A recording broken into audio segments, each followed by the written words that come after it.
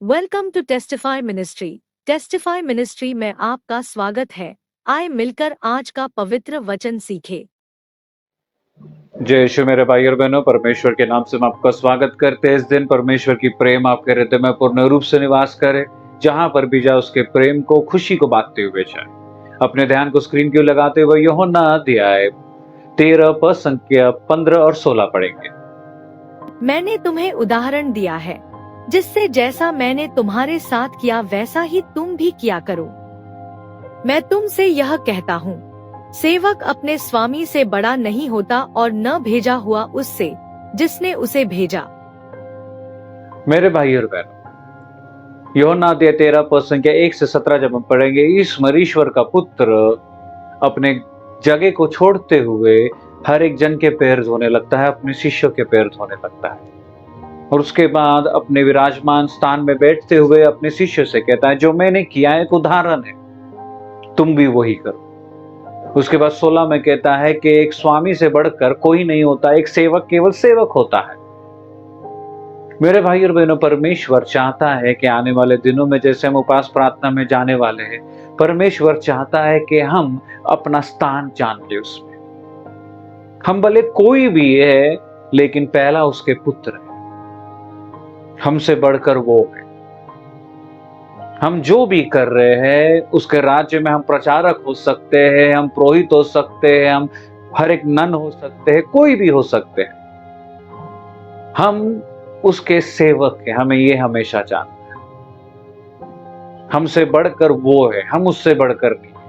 वो हमारे लिए कार्य नहीं करता, हम उसके लिए काम करते हैं। मेरे भाई और बहनों, उस प्रकार का हमें बनना है। परमेश्वर चाहता है कि हम अपने आप को नम्र बनाएं। क्योंकि मेरे भाई और बहनों, एक चीज जान लीजिए, घमंड हर एक चीज नाश कर लेता है, हमेशा जान लीजिए। एक घमंडी व्यक्ति गिरता है, परमेश्वर का वचन भी कहता है।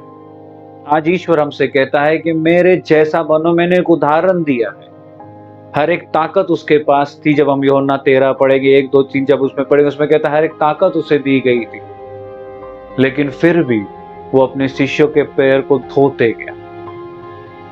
उसमें जूडस भी था, उसके भी पैर धोते गया। मेरे भाई और बहनों, हमें उस हृदय को अपनाना है जो हृदय परमेश्वर के पास था।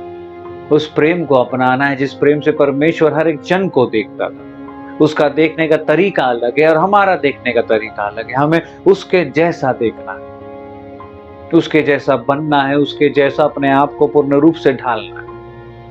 इस सुबह मेरे भाई और बहन, हम उस आशीष के लिए प्रार्थना करेंगे कि परमेश्वर ने जो हमें सिखाया है, उसके वचन में जो हम पढ़ते हैं, उसमें कम से कम हम चलने की उम्मीद कर सके या कम से कम चलने की ताकत पाए। उस प्रकार के आशीष के लिए हम प्रार्थना करेंगे। इस समय अपने आंखों को बंद रखकर अपने ध्यान को स्क्रीन की ओर लगाएं।